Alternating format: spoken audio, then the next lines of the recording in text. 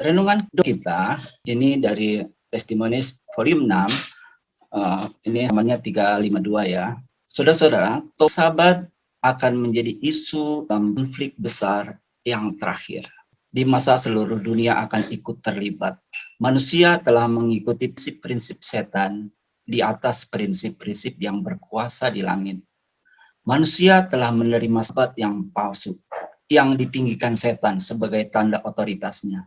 Tetapi Allah telah menempatkan meterainya pada umat kerajaannya. Setiap institusi sabat menyandang nama penciptanya, suatu tanda yang tidak bisa dihapuskan, tanda yang menunjukkan otoritas masing-masing. Tugas kitalah untuk membawa orang-orang untuk memahami ini. Kita harus menunjukkan kepada mereka bahwa akibatnya sangatlah vital apakah mereka memiliki tanda kerajaan Allah atau tanda kerajaan pemberontak. Karena mereka mengakui mereka adalah umat kerajaan yang tandanya mereka sandang. Allah telah memanggil kita untuk meninggikan standar sabatnya yang telah diinjak-injak. Karena itu, teladan kita dalam memelihara hari sabat haruslah benar. Jadi saudara-saudara, renungan kita dalam membuka pelajaran ini adalah di sini Ellen White menuliskan di Testimonies, Nasihat bagi Sidang jilid 6. Ini di akhir zaman, terutama sekarang ini katanya, ini akan nyata katanya, konflik akan semakin menajam antara sahabat palsu dan sahabat yang benar, sahabat Tuhan. Jadi tugas kita sebagai orang-orang Advent, tugas kita sebagai pemegang pekabaran tentang sahabat ini, kita mempunyai tugas untuk membawa orang-orang memahami tentang sahabat ini. Dan ini perlu katanya di sini katanya, biarlah terang kita dalam melihara hari sabat haruslah benar. Saudara-saudara, kebanyakan juga di akhir zaman ini, walaupun kita memang memegang sabat, bukan sabat yang palsu, tapi sabat hari yang kedua, tetap banyak ini setan bekerja untuk kita tidak menjalankan hari sabat dengan benar, dengan sebenarnya. Nah, di sini tugas saya juga untuk menggali. Jangan-jangan kita memang hari sabatnya benar, tapi kita tidak menyucikan dengan benar. Ini sebagai renungan kita untuk kita memahami ini, supaya kita berani bersaing untuk menghadapi hari sabat yang palsu, yang akhir zaman, klimaks pertentangan umat Tuhan dengan saya itu adalah dua suprimasi ini, sahabat palsu dan sahabat Tuhan. Tetapi biarlah kita mengerti tentang sahabat sesungguhnya yang sebenarnya. Pemeliharaan hari sabat Tuhan mau bukan hanya sekedar menyandang hari sabatnya saja, tetapi kita dengan berupaya atau beribadah dengan benar. Ini kata-kata terakhir tadi, biarlah kita memelihara hari sabat yang benar. Untuk itu, webinar sekarang ini kita coba bahas, benarkah selama ini hari sabat yang kita pegang, caranya untuk merayakan atau menyucikannya. Kita bahas, biar renungan ini menjadi bagian kita mulai dalam doa, dan kita akan melakukan penyelidikan ini. Kita bersatu dalam doa. Bapa di dalam surga, pada saat ini kami datang menghadap hadirat-Mu. Kami datang Tuhan dengan maksud dan tujuan kami berkumpul walaupun hanya melalui Zoom di sini, tetapi kami berkumpul dengan saudara-saudara kami di sini. Kami ingin membahas apa yang Engkau kehendaki kami perbuat dalam sabat ini. Mungkin kami tidak sadari atau kami mungkin tidak ketahui bahwa kami sudah beribadah pada hari sabat tetapi belum dengan secara yang benar. Bapa di surga, tunjukkan kami. Biarlah Roh-Mu yang suci, biarlah roh kebenaran memimpin kami ke dalam segala kebenaran. Kami alaskan di dalam nama Tuhan Yesus yang menjadi juru selamat dan penebus kami. Amin. Oke, kita masuk, ini renungan, kita masuk ke slide berikut. Kita bahas tentang sabat ini ya, konsentrasinya. Hari sabat, kita lihat di dalam Keluaran pasal 20 ayat 8 sampai 10. Di dalam Keluaran 8 mungkin kita sebagai umat Advent rata-rata sudah mengetahui ayat ini, dan kita lihat di sini, ingatlah dan kuduskanlah sabat. Tetapi hari ketujuh adalah hari sabat Tuhan Allahmu. Maka jangan melakukan suatu pekerjaan, engkau atau anakmu laki-laki atau anakmu perempuan, atau hambamu laki-laki atau hewanmu atau orang asing yang di tempat kediamanmu. Saudara, kita lihat di sini, ini jelas bahwa hari Sabat itu ingatlah, kuduskanlah. Jadi poin 2 di sini bahwa kita harus ingat dan kita harus kuduskan. Bukan hanya kita, tetapi orang asing, hewan, dan juga kita nggak boleh bekerja dan isi keluarga kita. Silakan lanjut. Di dalam Keluaran 16 ayat 23 katanya, berkatalah kepada mereka, inilah yang dimaksudkan Tuhan. Besok adalah hari perhentian penuh, Sabat yang kudus bagi Tuhan. Maka roti yang perlu kamu bakar, dan apa yang perlu kamu masak, masaklah. Dan salah kelebihannya, biarkanlah di tempatnya untuk disimpan sampai pagi. Oke, lanjut. Keluaran 35 ayat 3, kita lihat di sini, tegaskan kembali, janganlah kamu memasang api dimanapun dalam tempat kediamanmu pada hari Sabat. Oke, lanjut. Ini sama juga di dalam Ulangan 5 ayat 14. Ini jelas juga di sini bahwa katanya, tetapi pada hari ketujuh, ya di sini jelas hari Sabat itu hari apa? Adalah hari Sabat Tuhan. Jangan melakukan pekerjaan. Engkau atau anakmu laki-laki atau anakmu perempuan, atau hambamu laki-laki atau hambamu perempuan, atau lembumu atau keledaimu, atau hewanmu yang manapun, atau orang asing yang di tempat kediamanmu, supaya hambamu laki-laki dan hambamu perempuan berhenti seperti engkau juga. Sini jelas ya. Oke, lanjut. 6 hari lamanya boleh dilakukan pekerjaan. Tetapi pada hari yang ketujuh haruslah ada Sabat, hari perhentian penuh. Jadi bukan hanya hari Sabat jam-jam gereja aja, tetapi hari perhentian penuh, yakni hari pertemuan kudus. Jadi apa gunanya hari perhentian penuh dan hari pertemuan kudus? Janganlah kamu melakukan suatu pekerjaan. Kita lihat di sini, hari Sabat itu, kita lihat di sini, di dalam Nehemia 10 ayat 31, dan bila mana penduduk negeri membawa barang-barang dan berbagai-bagai gandum untuk dijual pada hari Sabat, kami tidak membelinya dari mereka pada hari Sabat atau pada hari yang kudus. Jadi bukan hanya berhenti dari kerja, tetapi belanja pun, beli-beli gandum apa untuk makanan pun tidak dibeli pada hari Sabat. Lanjut, silakan. Imamat 19 ayat 30, kamu harus memelihara hari-hari Sabatku dan menghormati tempat kudusku. Jadi di dalam Imamat 19 ayat 30, bukan hanya hari Sabatnya kita berhenti dan kita kuduskan dan kita beristirahat, tetapi katanya menghormati tempat kudusku. Karena tempat kudus itu biasanya bait suci atau gereja, itu tempat ibadah kita pada hari Sabat. Jadi kita di tempat kudus itu harus juga kita hormati. Lanjut. Keluaran 31 ayat 14, haruslah kamu pelihara hari Sabat, sebab itulah hari kudus bagimu. Siapa yang melanggar kekudusan hari Sabat itu, pastilah ia dihukum mati. Sebab setiap orang yang melakukan pekerjaan pada hari itu, orang itu harus dilenyapkan. Jadi tegas ya, pada waktu itu, Keluaran 31 ayat 14 itu ada ancaman sanksinya ketika orang bekerja pada hari Sabat, yaitu hukumannya adalah hukuman mati. Lanjut, silakan. Yeskel 20 ayat 20, kuduskanlah hari-hari Sabatku sehingga itu menjadi peringatan di antara aku dan kamu. Jadi ketika kita menguduskan hari Sabat, itu menjadi peringatan antara Tuhan, pencipta, dan kita sebagai yang diciptakan. Supaya orang mengetahui bahwa akulah Tuhan Allahmu. Supaya orang tahu kita punya Tuhan. Gitu. Dan Tuhan kita adalah pencipta itu. Itu adalah satu identitas. Jadi di renungan tadi juga bahwa jelas bahwa umat Tuhan sepanjang zaman itu ada identitasnya. Identitas yang tidak bisa diganggu gugat adalah hari Sabat. Silakan lanjut. Yesaya 58 ayat 13 dan 14. Ya, kita lihat di sini ada upah ya. Selanjutnya. Nah, di ayat 13-nya, apabila engkau tidak menginjak-injak hukum Sabat dan tidak melakukan urusanmu pada hari Sabatku, apabila engkau menyebutkan hari Sabat hari kenikmatan dan hari kudus Tuhan hari yang mulia, apabila engkau menghormatinya dengan tidak menjalankan segala acaramu dan dengan tidak mengurus urusanmu atau berkata omong kosong, ya, Maka engkau akan bersenang-senang karena Tuhan, dan aku akan membuat engkau melintasi puncak bukit-bukit di bumi dengan kendaraan kemenangan. Dan aku akan memberi makan engkau dari milik pusaka Yakub, bapak leluhurmu, sebab mulut Tuhanlah yang mengatakannya. Jadi ada poin-poin di sini. Pertama katanya, kita tidak menginjak-injak hukum Sabat, ya.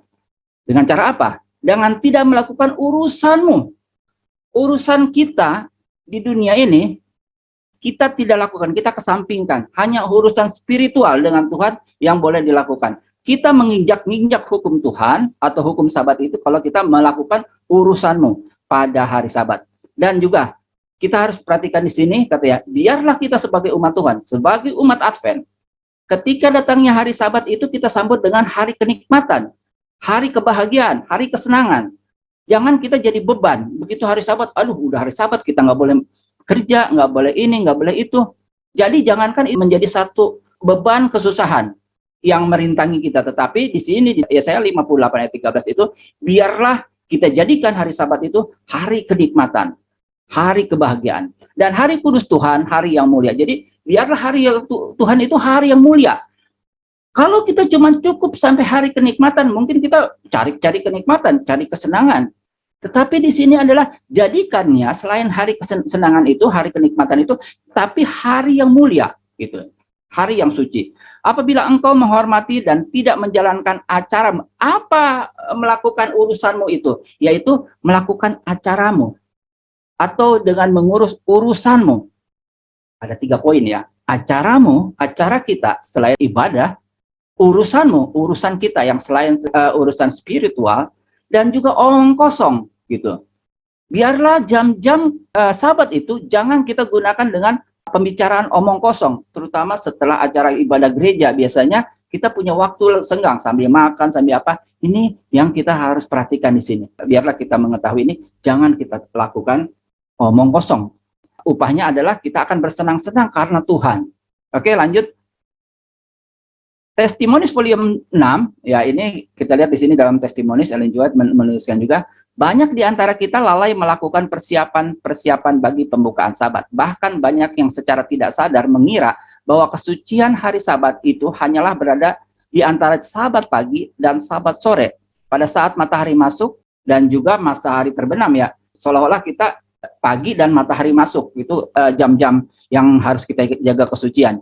Jika perhitungan saat permulaan dari hari Sabat dimulai pada saat matahari masuk di Jumat sore, kemarin sore, maka berakhirnya pada Sabat itu tak dapat tiada harus jatuh pada saat matahari masuk Sabat sore. Ini berarti keseluruhan jam-jam Sabat itu adalah suci. Jadi bukan hanya jam-jam ibadah di gereja, tetapi keseluruhan 24 jam dan patut disucikan sebagaimana mestinya. Hamba Tuhan memperingatkan agar kita hendaknya dengan penuh cemburu mengawasi batas-batas dari hari Sabat itu. Ingatlah bahwa setiap saatnya disucikan. Dan itulah saat yang suci. Jadi hari Sabat itu, saat yang suci itu, yaitu setiap saatnya, setiap jam-jam hari Sabat itu, 24 jam itu suci. Jadi biarlah kita ingat kembali bahwa setelah acara makan siang, jam-jam setelah itu, sebelum kita tutup Sabat, itulah biar kita tetap kita jaga jam-jam kesucian tersebut. Silakan lanjut. Di dalam nasihat bagi sidang halaman 38 ya, itu yang alinea keempat. Meskipun persiapan untuk Sabat harus dilakukan sepanjang minggu, Jumat seharusnya menjadi hari persiapan khusus. Jadi kita ingat, hari persediaan itu bukan hari Jumat doang ya. Sepanjang hari kerja kita, itulah hari persediaan. Seminggu itu hari persediaan untuk Sabat. Biarlah kita selalu mengingat akan hari Sabat.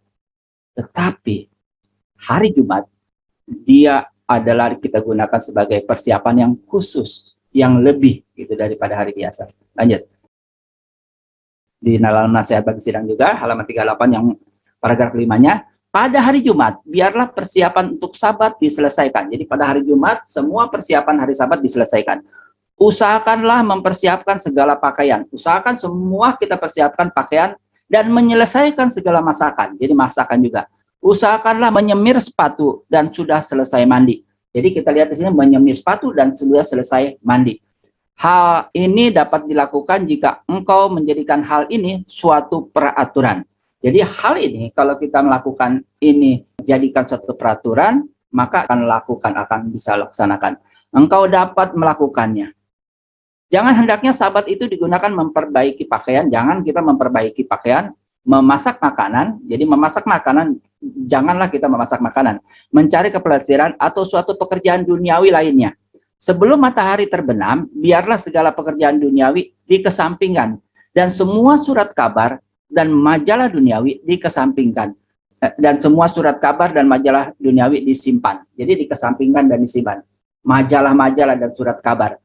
Majalah-majalah ini mungkin kalau majalah rohani, Genera, majalah warta, gereja Advent itu biarlah ditaruh di meja biar kita bisa baca. Tetapi majalah-majalah duniawi itu yang kita simpan. Jangan sampai kelihatan. Disimpan.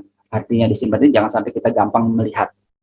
Dan juga bicara masalah majalah-majalah ini dan surat kabar, mungkin secara fisik, secara paper, secara kertas kita mungkin udah jarang melihat surat kabar dan majalah ini. Sekarang ini di gadget, di handphone kita sering banyak berseliweran tentang kabar-kabar itu. Jadi intinya di sini adalah sesuatu yang mendistrak pikiran kita dari kesucian hari Sabat, itu yang harus kita singkirkan. Jadi sedapat mungkin saudara-saudara juga handphone atau apa, jangan sampai informasi surat kabar, informasi berita yang umum itu, yang duniawi itu mengganggu kita. Sedapat mungkin dari handphone pun kita bisa jaga, jangan sampai itu mewakili surat kabar itu ke pikiran kita melalui handphone. Lanjut. Nah, ini kita harus perhatikan juga, katanya di sini di dalam buku Spirit of Prophecy volume 126, Sabat Tuhan adalah suatu hari istirahat dari pekerjaan. Menu makanan pada hari itu harus lebih sederhana dan harus dimasak dalam takaran-takaran yang lebih sedikit daripada 6 hari kerja. Sebab pada hari Sabat, kita tidak banyak bergerak seperti pada hari-hari lainnya di dalam minggu. Banyak orang keliru karena tidak mengendalikan diri pada hari Sabat oleh makan penuh pada semua jam makan, seperti pada 6 hari kerja lainnya. Pikiran mereka menjadi kabur, mereka menjadi bodoh dan sering mengantuk. Sebagian orang menderita sakit kepala. Orang-orang yang sedemikian ini tidak memiliki perasaan ibadah yang sebenarnya pada hari Sabat. Maka berkat dari hari Sabat itu tidak menjadi kenyataan bagi mereka. Jadi ini harus kita perhatikan juga di dalam penyajian makanan juga. Jangan kita akhirnya, karena kita hari Sabat banyak juga diam, nggak terlalu banyak aktivitas pekerjaan yang berat, ya. Jangan juga makan, jangan terlalu banyak, sehingga kita akhirnya apa? Mengantuk, dan kita sakit kepala. Karena terlalu banyak makan, akhirnya tertidur. Akhirnya berkat hari Sabat itu tidak menjadi bagian daripada kehidupan kita selanjutnya. Ini juga tentang cuci piring ya. Cuci piring mungkin teman-teman, saudara-saudara semua mungkin ada yang mungkin sederhana ini ya, sederhana cuci piring. Tapi apa tulisan Ellen G. White? Tulisan Roh Nubuat bagaimana menulis dalam cuci piring ini? Kami akan mendesakkan kepada semua agar jangan mencuci piring mereka pada hari Sabat. Jadi saudara-saudara, untuk hari Sabat itu memang termasuk cuci piring nggak boleh ya. Kalau saja itu dapat dihindari. Jadi kalau di rumah kan pasti bisa dihindari ya. Jadi tidak boleh mencuci piring pada hari Sabat kalau saja dapat dihindari. Allah akan dipermalukan oleh setiap perbuatan yang tidak perlu dilakukan pada hari sucinya. Bukan saja tidak konsisten, melainkan justru sepatutnya agar piring-piring itu supaya dibiarkan sampai selesai Sabat baru dicuci. Sekiranya ini dapat diatur. Nah, jadi kita lihat di sini, Renubuat tuliskan katanya biarkanlah sampai hari Sabat selesai, itu baru dicuci. Jadi ini tulisannya, walaupun ini dibilang katanya sedapat mungkin, kalau bisa katanya dihindari. Jadi kalau kita yang tinggal di rumah, mungkin kalau yang di jalan ya kita perlu mungkin alat-alat makan yang bisa satu kali pakai, dibuang, habis itu nggak perlu dicuci. Atau kalau di rumah, ya sedapat mungkin kalau di rumah itu memang tidak mencuci piring gitu. Toh kita juga ada beberapa piring yang lain kalau kita mau pakai yang lain. Jadi inilah salah satu juga dari kesucian hari Sabat itu yang mungkin kita harus selalu ingat. Lanjutkan. Di dalam Testimonies volume 2 halaman 337, semua perkataan dan pemikiran harus dijaga. Mereka yang membicarakan masalah-masalah bisnis dan membuat berbagai perencanaan pada hari Sabat dianggap Allah seolah-olah telah terlibat dalam transaksi-transaksi bisnis yang sesungguhnya. Habis acara Sabat, habis makan, akhirnya kita terjebak dengan pembicaraan-pembicaraan isunya yang sedang hot mungkin ya. Wah, terlibat lagi pembicaraan bisnis akhirnya. Dianggap oleh Tuhan, katanya kita bicara itu, kita dianggap sudah bekerja pada hari Sabat. Kita lihat di sini, janganlah membiarkan pikiran kita memikirkan perkara-perkara yang bersifat duniawi. Jadi saudara-saudara, kita jangan berpikir perkara yang bersifat duniawi. Biarlah spiritual. Firman Tuhan yang menjadi bagian daripada pikiran kita. Kita memperbincangkan, memikirkan, membaca, mendalami adalah firman Tuhan, bukan bisnis. Gitu.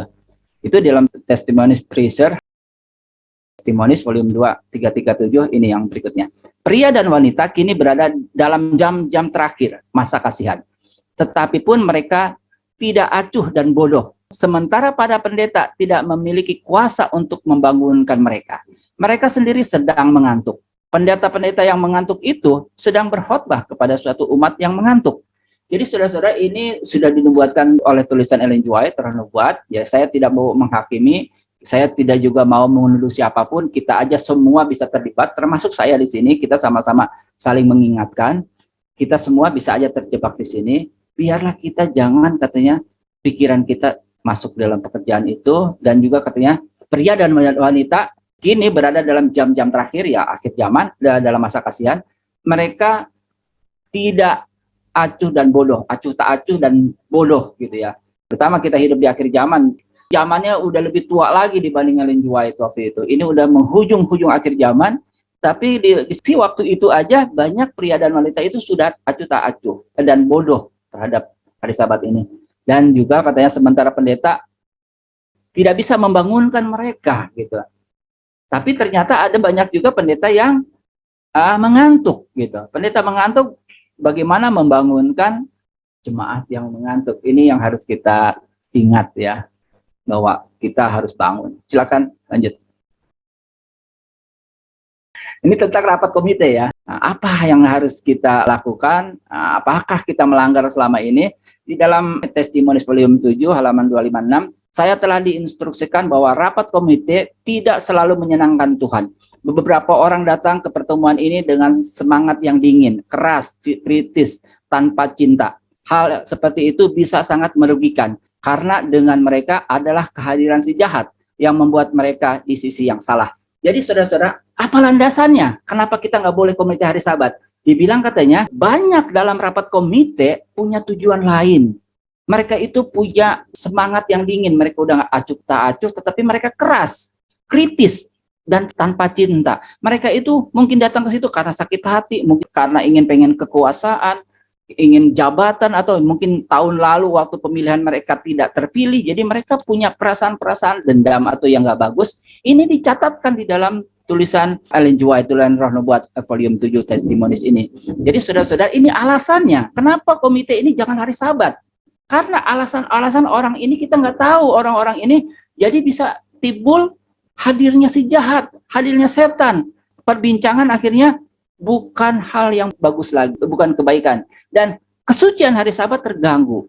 Jadi ada bagusnya bukan hari Sabat dilakukan rapat-rapat komite, karena ada hal-hal seperti ini. Lanjut silakan. Ini kita lihat di dalam buku 101 Questions, tulisan-tulisan Ellen G. White. Di sini ada pertanyaan-pertanyaan yang dibahas di sini. Ini pertanyaannya sebenarnya nomor 42 ya. Pertanyaan nomor 42 ini tentang bolehkah menyelenggarakan rapat-rapat komite pada hari Sabat? Akhir-akhir ini sedang waktunya untuk komite ya, banyak beberapa tadi juga saya lihat di pas saya ikut ibadah di Manado di Zoom, sedang komite berkaitan tentang komite tentang pembentukan petugas-petugas di dalam gereja jemaat. Bolehkah menyelenggarakan komite pada hari Sabat? Komite pemilihan, komite apapun yang berkaitan tentang pembentukan organisasi ini, boleh nggak hari Sabat? Ada dua pertanyaannya sebenarnya, tentang pembagian traktat dan juga tentang komitenya. Saya baca dulu ini yang traktat. Namun poin yang Anda buat tentang perencanaan pembagian traktat, membantu yang membutuhkan, dan lain-lain, menjadi bagian dari pelayanan rohani gereja tampaknya memiliki beberapa validitas. Saya tidak merasa memenuhi syarat untuk mengatakan bahwa melakukan perencanaan seperti itu pada hari Sabat adalah salah. Ini tentang pembagian traktat dan membantu orang yang kesusahan. Itu bisa, tidak kita bisa ambil kesimpulan itu salah. Silakan lanjutnya. Oke, lihat di sini dibilang katanya, pertanyaan itu tentang komite. Pertemuan tersebut di atas berkaitan dengan pergerakan organisasi kita menjadi sebuah lembaga yang diakui secara resmi. Ini sebenarnya tahun-tahun awal. Kita tahu akhirnya dibuat organisasi yang resmi, ya. Para pemimpin gereja menunggu sampai setelah hari Sabat untuk membahas masalah ini. Walaupun masalahnya itu mereka rapat tentang komite, mereka tunggu hari Sabat selesai baru membahas ini. Saya diingatkan bahwa pada sesi General Conference, bahkan sampai hari ini, pertemuan bisnis dilakukan pada jam di luar Sabat, dengan pertemuan Sabat diberikan untuk hal-hal yang bersifat rohani. Jadi saudara-saudara gini, ada business meeting, ada juga spiritual meeting, gitu ya. Business meeting adalah membahas tentang organisasi, jalannya kerja, bagaimana ke depan, pemilihan, komite, atau apa, itu adalah business meeting. Tetapi meeting itu diadakan setelah hari Sabat. Tetapi pada hari Sabat, dengan pertemuan Sabat, nah ini kata-kata yang terakhir, dengan pertemuan Sabat diberikan untuk hal-hal yang bersifat rohani, yaitu spiritual meeting. Seperti itu ya, jadi yang business meeting itu bukan di hari Sabat. Yang tadi udah dibaca ini tentang pembagian traktat dan juga membantu orang yang membutuhkan. Jadi walaupun hanya spiritual meeting pada hari Sabat, tetapi membantu membagi traktat itu bisa katanya kekecualian. Selain pertemuan komite dan juga urusan meeting itu, kita lihat di sini apalagi yang kita harus perhatikan pada hari Sabat. Suatu kesalahan besar telah dibuat oleh sebagian orang yang mengakui kebenaran sekarang dengan cara menawarkan barang-barang dagangan selama berlangsungnya perkumpulan-perkumpulan.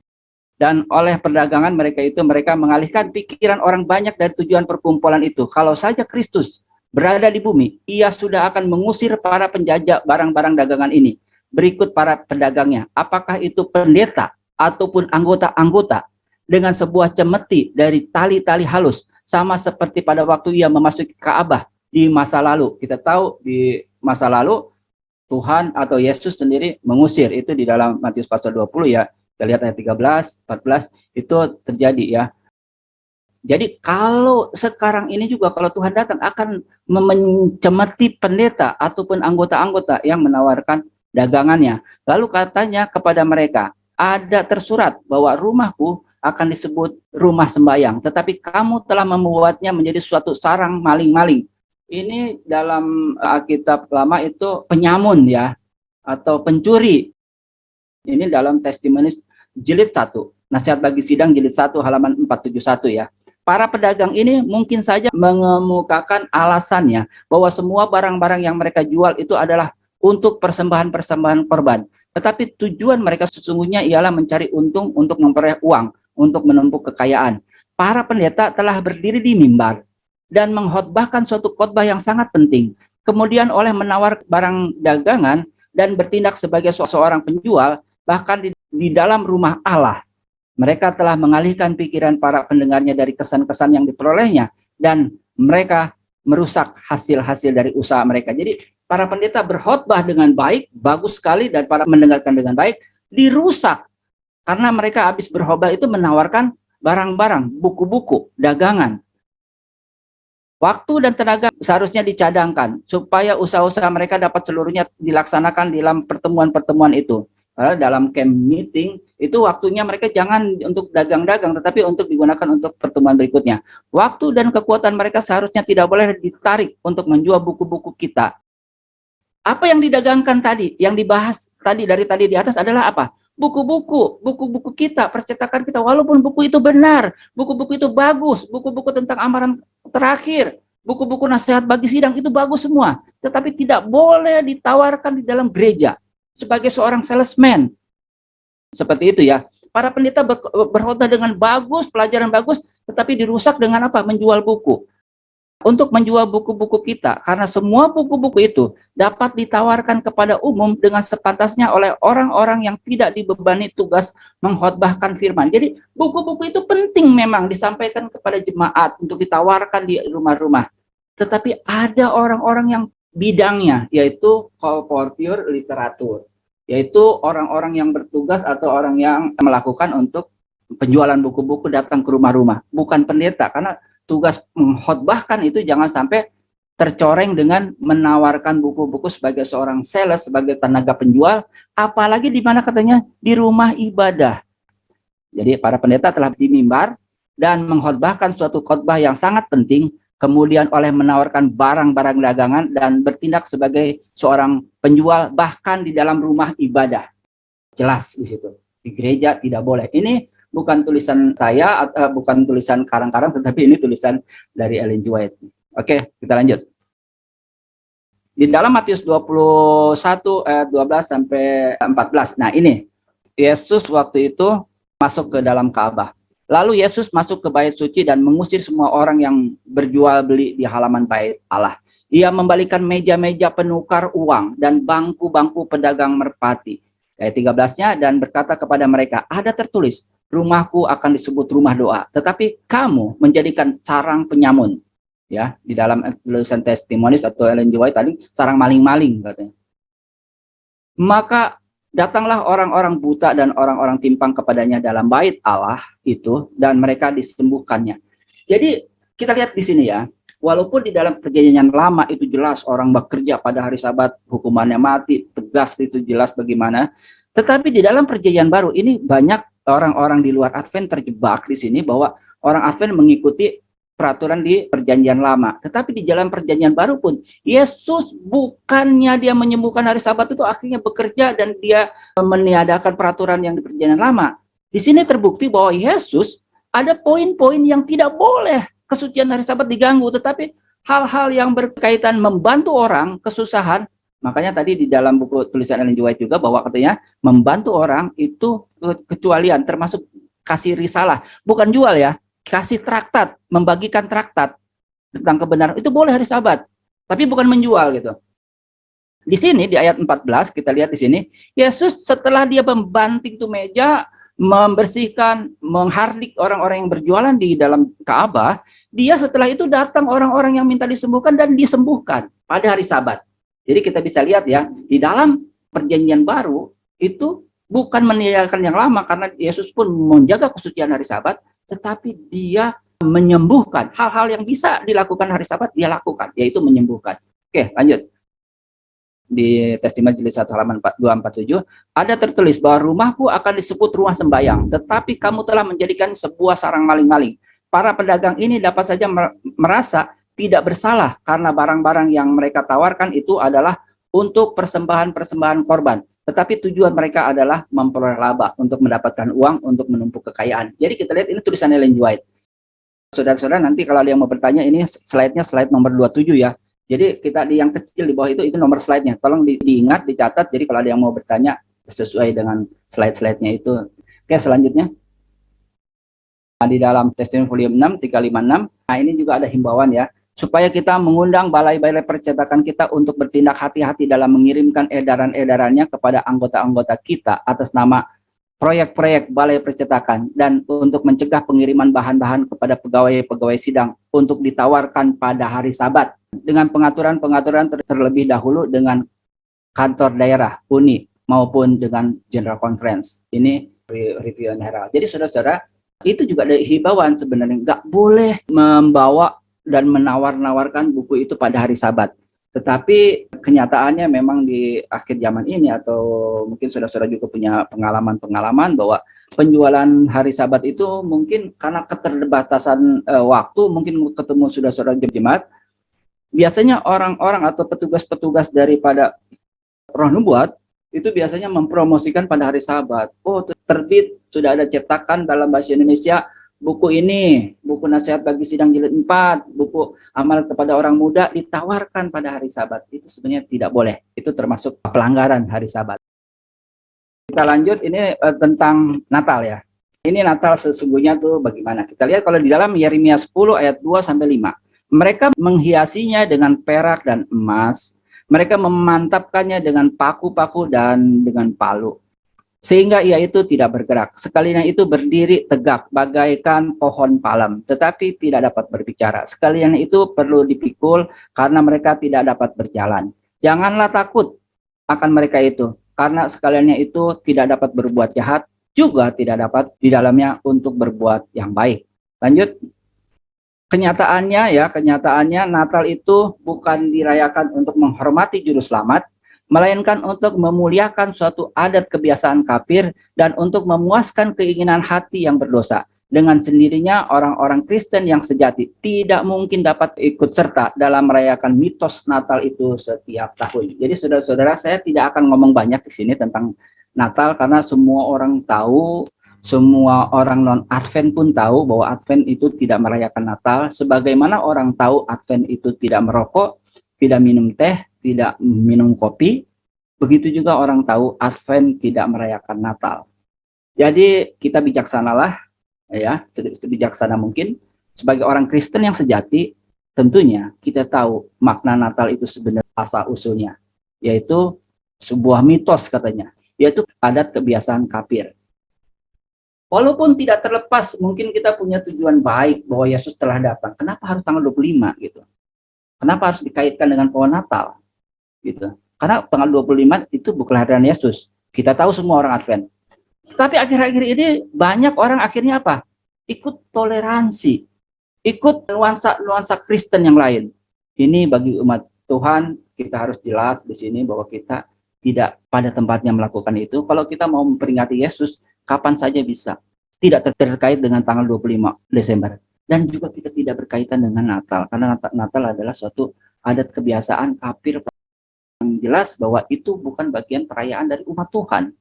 Dan itu saya tidak banyak bahas karena orang-orang Advent tahu. Tetapi yang ingin kita sama-sama ingatkan bahwa memang jangan sampai perayaan Natal itu menjadi bagian daripada kehidupan kita sebagai orang Advent, orang Kristen yang sejati ya. Jadi kita tetap jaga bahwa apa yang boleh atau yang tidak boleh.